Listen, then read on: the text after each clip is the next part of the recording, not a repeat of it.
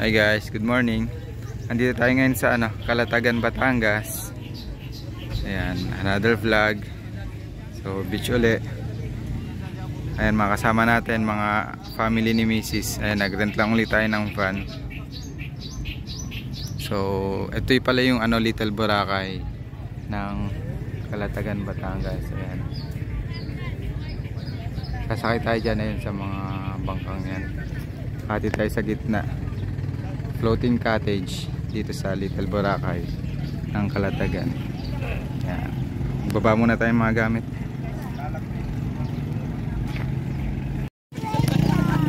Hindi yan playground. Ayan yung natin mamaya, bahay. Ito yung mga floating cottages. Ang dami pala. Ayan, sihilain na lang siguro ng bangka, dadalhin sa gitna. Ayan.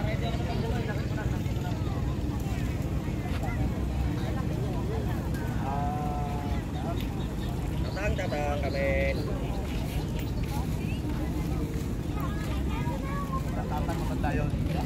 Okay na daw? Sit over there, sit over there. Ayan na guys, punta na kami sa aming balsa.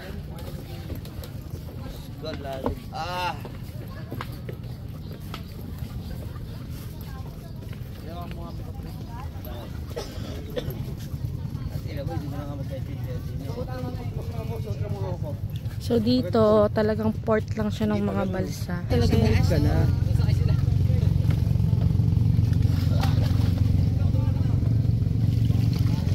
masayad na sa bato. Magkano bili mo sa ganyan? Kahit ilubog yan? Kahit ilubog yan. Sabi ko din kanina doon. Baka mamaya, hindi naman totoo yan. Masira pa yung silpig ko. Tubig talaga yan. Hindi naman magagamit naman sa cellphone. Wala cellphone kung magagamit dyan. sige na yan. Anong kulay yan tayo? Sige na. Ano na, pasok na. Bibili pa daw si Ma'am. Standard ng ganito, pinali ko. Sabi niya meron na daw siya, be. Oo. Kaya pala ayaw niya. Ako, may mga timbang pa na makasama natin. Ganin ni.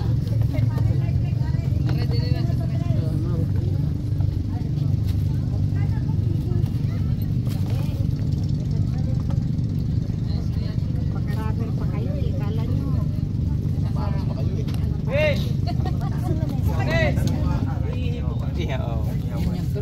Wait lang.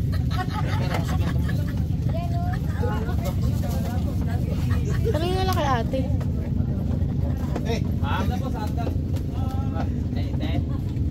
Destination starfish area. Yung starfish po, bawal pong hahawak ng ating starfish, bawal pong ilalagay sa ibabaw ng balsa or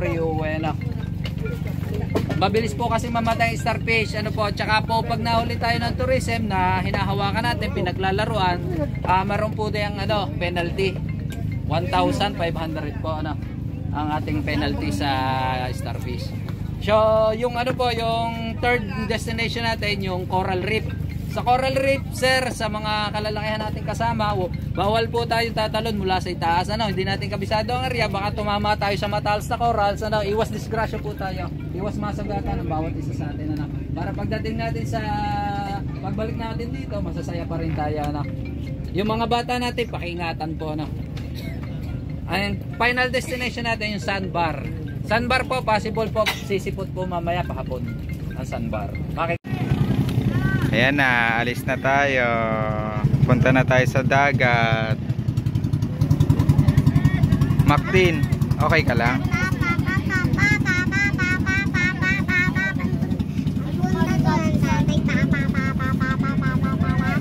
Apo.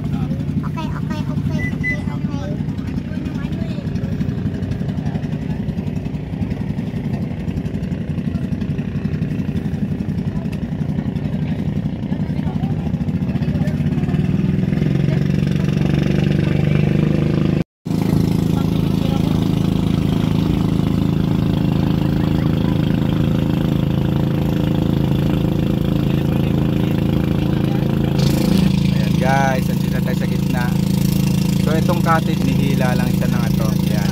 Kasama natin yung bangkero na yan. Siya yung tagahila ng ano natin, floating cottage. Siya rin yung tagadala sa atin sa Pampang kung may nasisiyan. Yan.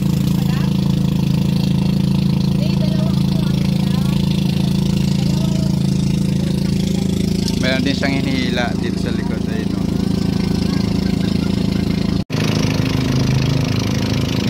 Nasa gitna na tayo pero ang babaw ng tubig, oh. Ang babaw ng tubig dito, oh. Gitna na to. Ito na yata yung Little Boracay. Ayan. Dami naglalakad sa ano, sa gitna. Gabewang lang yung tubig, ang lupit. Ayun, no. Ayun yung ibang cottage, oh. Tapos meron pa tayo sa likod natin.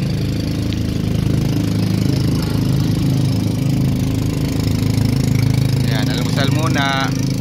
Pagod sa nagutom sa biyahe, almusal.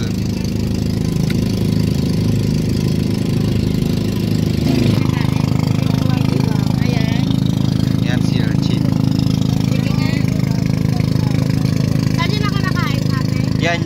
Yan, yung laman na yan. At suka? O, ikaw muna, tikman mo.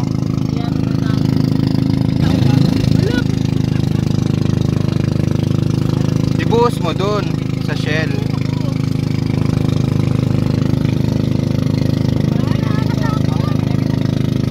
O, tama na yan, madami na yan.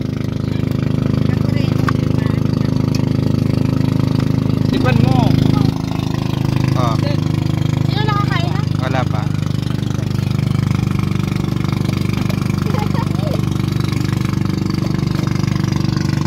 Tingin ka dito.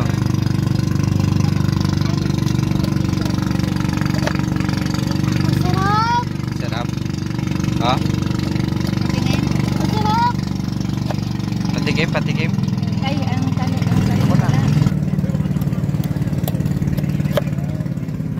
Sarap. Ito na. Nakadalo yung itsura. Patingin, patingin. Parang laway. Patikman mo, Mi. Laking probinsya ko. Excuse. Sarap, no? Sarap? Ang sarap. Parang isda! Parang isda. Sabi ko sa iyo. Hi guys! Andito kami ngayon sa Little Boracay, dito sa Calatagan. Ayan. So, ang in-avail natin ngayon for the experience is yung itong floating cottage na sikat dito sa Calatagan. Isa rin kasi ito sa na-request ng ano ko mama ko. Gusto niya daw ma-experience. So, ayan. Dinala kami dito sa, ito yung first stop, Little Boracay daw, ng Calatagan. Tapos meron pa tayong iba pang pwedeng puntahan later, yung na-discuss kanina ng ating tawag doon, facilitator. Ayan, yung Little Boracay, yung Starfish, yung sa Sandbar, tsaka sa Coral Reef. Pero yung Sandbar mamayang hapon na daw yon kasi medyo high tide pa. So, nagpe-prepare lang sila ng food. Yung sa background ko. Tapos yung kids, ayan, nag-enjoy na mag-swimming. Ako, mag-swimming na din ako. Habang ano pa, maganda pa yung sikat sa araw. Ayan, ito yung sa background ko. May mga water activities din dito, guys. Pwede nyo i-try. Sila mama to, ito-try daw yan. Ano yan? 250 per head. Ayan. Ito-try daw nila yan. So, na yan. Dragon boat and banana boat. Tapos kanina, meron tayong natikman na sea urchin for the first time. Ang sarap niyo pala, guys. Grabe. Natuwa ako. So mamaya, makikita niyo yun. Not sure kung naipakita na, pero yun, ipapakita yun. For the experience din. First time talaga, napakasarap. Ayan, swimming na. Bye-bye, Max!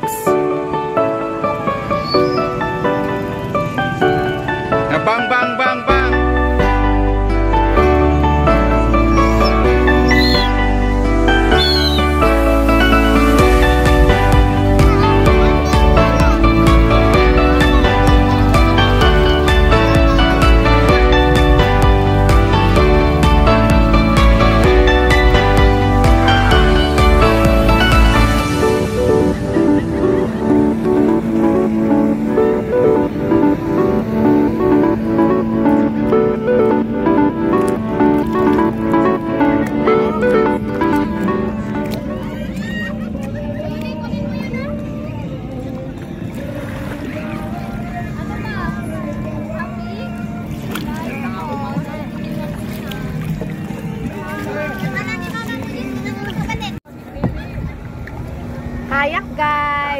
natin.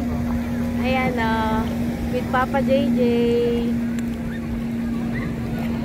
Nirento nila Ate Weng for 300 pesos for 1 hour. Ayan. So, try natin. Na-try na ni Maxine tsaka ng kapatid ko, si Jess. Tayo naman try natin. For the experience ulit.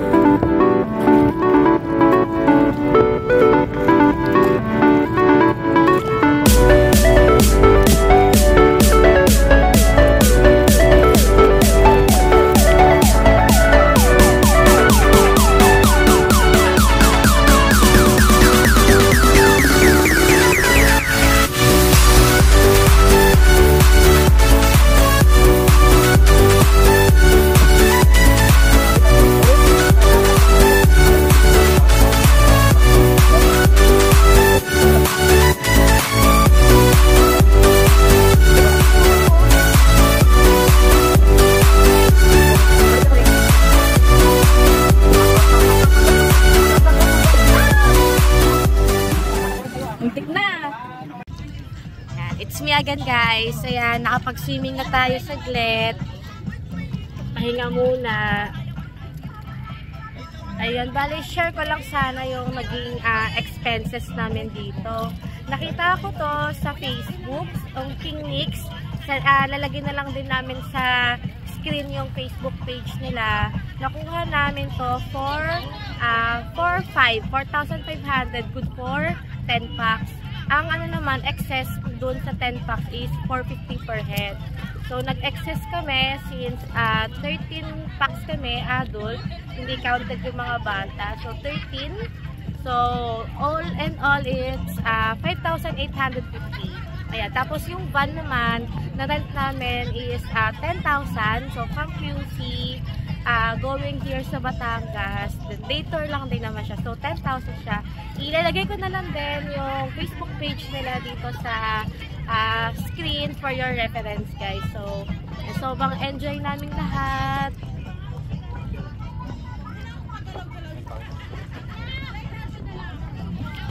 Ayan na yung bunso ko, tsaka panganay ko. Sobrang enjoy na enjoy mag-kayaking. Ayan, mga walang takot. Lalo na si bunso. Sa lahat ng sumasakay dyan, lagi siyang kasama. Ano nangyari, te? Ano nangyari? Natusok? Ayan guys, akit na tayo. Sali tayo sa kanila. Kapatid ko na lang daw magbi-video sa atin. Oh! Lumagpas! Lumagpas! Ayan. So mag-ano lang, magla-life vest. Sama ka kuya? Banana boat? Ano, pwede? Ay, hindi ka pwede. Ayaw ko dyan, gusto dito. Jet ski daw niya gusto dito.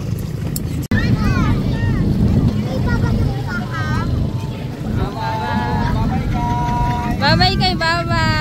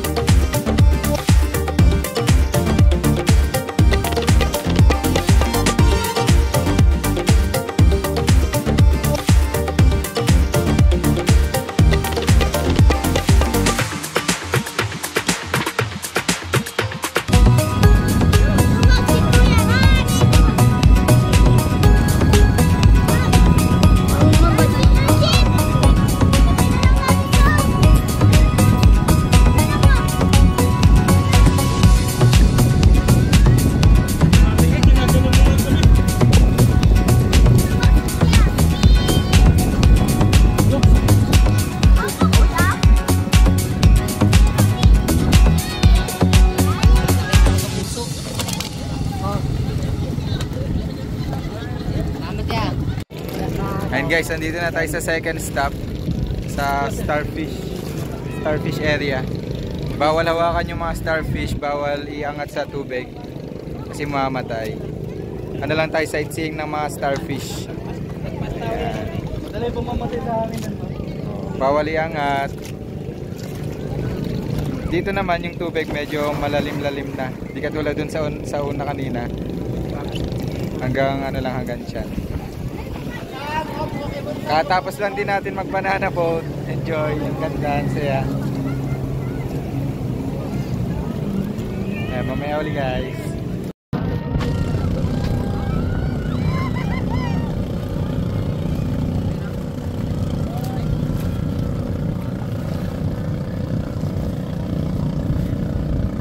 Vuelo, vuelo.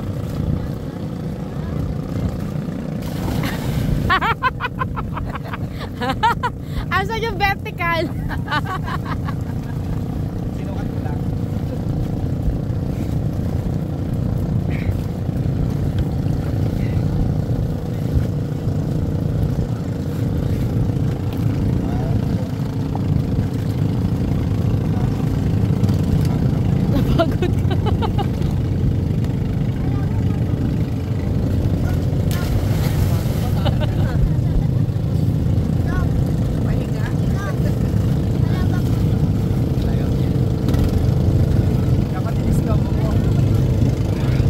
Oh, one more, one more.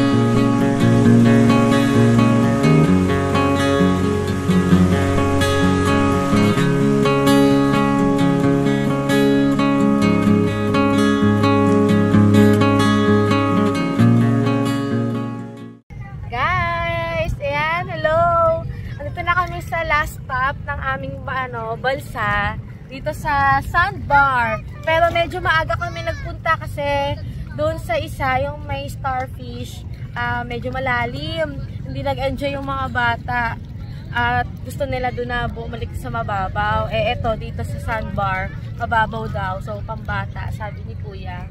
Hindi na kami pumunta sa coral reefs kasi hindi rin naman kami makakapag-enjoy doon dahil yung mga bata mag-aanap ng dagat, gustong bumaba kanina pa, hindi nila kaya yun sa starfish.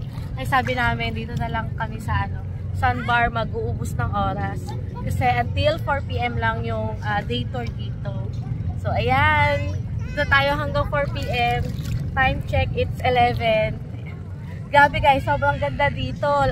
Totoo talaga yung sinabi din na Little Boracay ito kasi yung tubig sobrang linaw, tapos yung buhangin, ang ganda talaga. Sana makapunta rin kayo dito. Ayun o, enjoy na enjoy sila. Ayun o, mga wala nang may hawak sa kanila. Sila kuya, si Bunso, nandun sa tito niya. Sana makapunta kayo dito. Kuya, hi kuya! Ay, mama, sa yung bangbang ko. Ano, pinagula na? Ano may bangbang ko? Opo. Ano? Water gun. Water gun. Ayan si Kuya. Enjoy. Hanapin mo anak, akit ka doon. Mama! Sabi ako dito. Wala akong mama. Ay anak, baka matalisod ka dyan ah. Ayun si Bunso. Si Bunso, ginagawang bangka ang kanyang tito. Oh, di ba? Yan, gusto niyang gawin eh.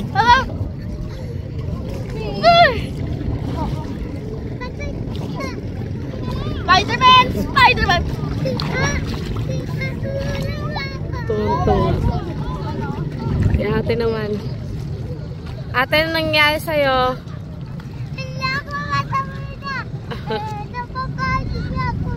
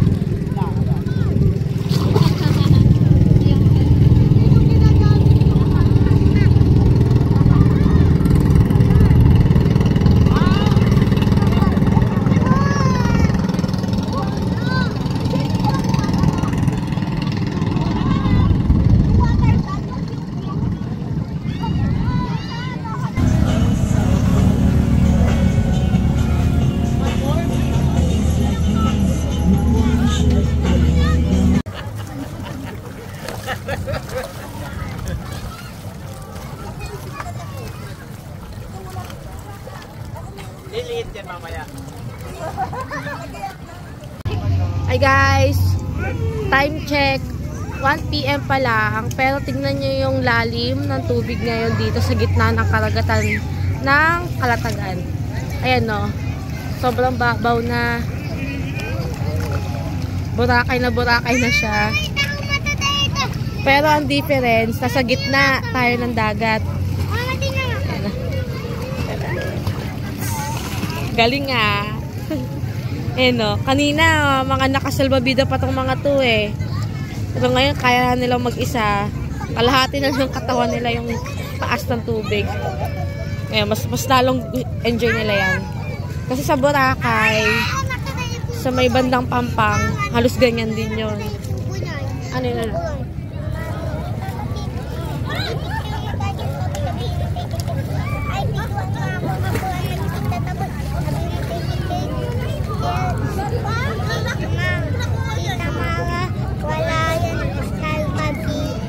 Okay po, sige. Ayan. Teacher, tingnan niyo si Samara. Wala daw siyang salbabida. Galing-galing daw niya. Brave kid din siya, brave kid.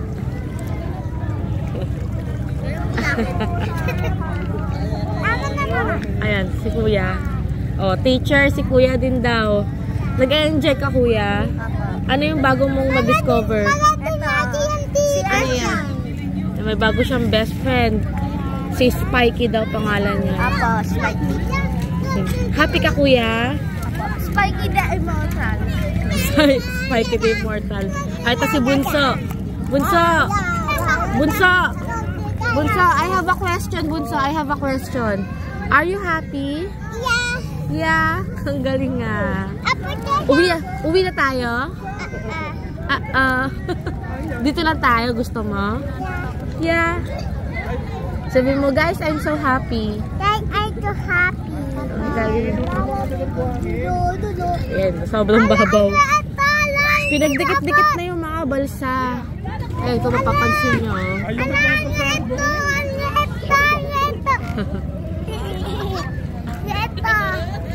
Ayan, ito mapapansin nyo, pinagdikit-dikit na yung mga balsa. Kasi pa low tide na. Mamaya aangat na yung yung buhangin. So dito sa part na to, sa side na daw yung bangka. So baka ito yung sandbar. Ito sa area na to mismo. Pinagdikit-dikit nila para hindi nahirapan magbiyahe mamaya. Guys, tingnan nyo, si Spikey, happy siya. Happy kasi naglalaro kami, swimming kami. Ito pa niya.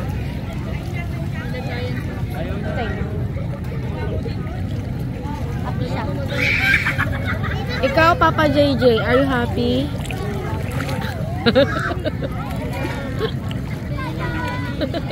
Bakit ganyan? Bakit ganyan? Bakit ganyan? Mamuntik na siya matapon, mama. Hindi niya mata. Mamuntik na siya matapon, mama. Mama. Muntik na siya matapon. Masakit yung puso. Ano yan? Parang may palabas na monster sa TV. Parang palabas sa Sadako sa TV.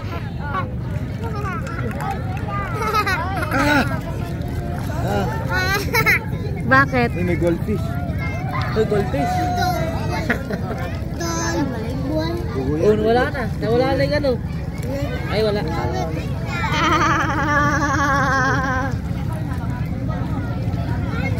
Ikaw, Kuya Ronnie, nag-enjoy ka ba? Yes. Sama ka ulit sa susunod? Ha? Yes. Sabihin mo kay la mami mo, ha? Maganda, overnight. Sa Coron, doon sa probinsya nyo. Sama ka doon? Nakaligo ka na doon? O, puna tayo doon sunod. Kasi guys, yung isa kong pinsan, yung wife niya, taga-Coron, Palawan. So, nagpaplano sila na pumunta doon sa province ni ate. So, sana makarating tayo doon. Ayan guys, 3 PM. Meron na tayong nakikitang sandbar. Pupuntahan natin. Kung nakikita nyo guys, oh. Ayan, mula dyan. Ayan. Tignan nyo, ikot ko yung camera. Sobrang daming balsa. Grabe. Paikot. Ayan. Bakit paikot? Kasi iniiwasan nila tong area na to kasi dito talaga yung mababaw. Dito yung sandbar. Sasayad daw talaga kasi yung balsa at nahihirapan na silang bumiyahe pabalik. Experience sa mga bata. Kasama natin yung buong family. Kasi inaantay din nila yung sandbar na yan.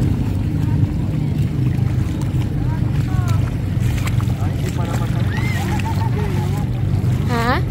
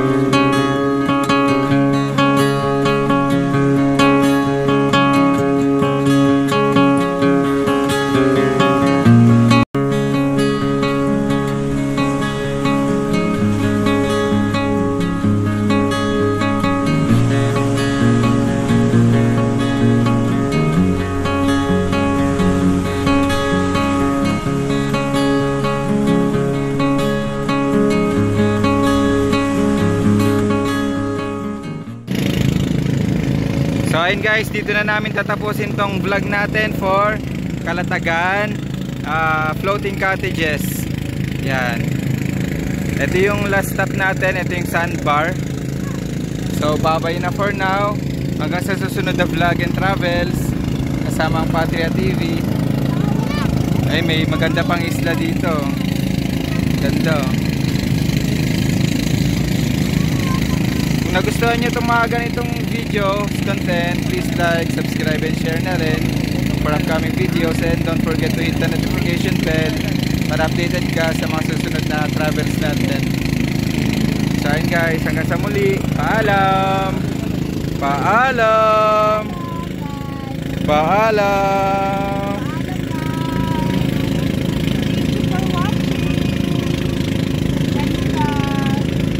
Ganda ng sandbar, oh.